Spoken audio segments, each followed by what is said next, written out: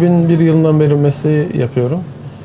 2001 yılında Kapalı Çarşı'da çırak olarak başladım. Daha sonra orada mağazada çalışıyordum, gümüş satış mağazasında. İmalata yönelmek istedim. İmalata yöneldiğim zaman da İranlı bir ustayla karşılaştık, onunla tanıştık. Onun yanında da 3 sene boyunca çalış bana öğren kendine prensibiyle çalıştık. Yani şöyle diyebilirim, aldığım haftalıkla parayı biriktiriyordum. Yol paramın haricinde arta kalan parayı biriktiriyordum. Ayda bir defa cep telefonuna yüz kontrol atabiliyordum. Ayda bir defa da berbere gidebiliyordum. Yani Çamlıca'da oturuyorduk o zaman. Çamlıca'ya mesela arkadaşlarım çay içmeye çağırıyordu. Yani imkanım olmadığı için, ondan sonra haftalığımdan bir şey artıramadığım için onlarla çay içmeye dahi çıkamıyorduk.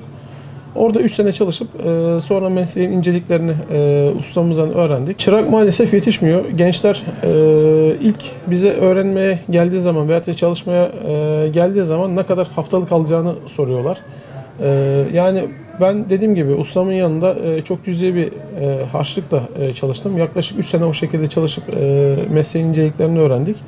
Ama gelir gelmez bizler gençler daha ziyade şey soruyorlar. Yani kaç para alacağım, kaç para haftalık vereceksiniz, kaç para aylık vereceksiniz gibi şartlar soruyorlar. Meslek öğrenme şeyi maalesef yok. Biraz burada dijitalleşmenin de etkisi var. Önceden mesela birçok tasarımlar, işler elde yapılıyordu. Biz biraz daha alaylı olarak yetiştik.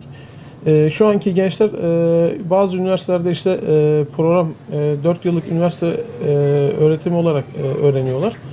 Yani ama onun haricinde geleyim meslek öğreneyim, sabır edeyim, sebat edeyim diyen maalesef yok. Kuyumculuk mesleği tabii insanlık tarihi kadar eski bir meslek. Yani dünyada bilinen en eski mesleklerden bir tanesi. İnsanoğlunun aksesuarı olan düşkünlüğü işte bayağı çok eski. Şu anda da maalesef şey yapan yok, devam ettiren yok. Yani biz son temsilci diyebiliriz. Gelen çıraklar çok fazla durmuyor. Yani sebat edip çalışmak istemiyorlar. Ondan sonra biraz da kolay, daha basit işlerde çalışmayı tercih ediyorlar. Ondan dolayı maalesef yetişen çırağımız yok. Yani bu konuyla ilgili yapılabilecek şey şu an yani genel olarak anne babalar da biraz onu teşvik ediyorlar. Herkes üniversite mezunu olma ihtiyacı ve hevesinde hissediyor kendisini. Ama üniversite bitirdiği zaman maalesef işsizlik ordusuna tekrar bir aday olarak çıkıyorlar.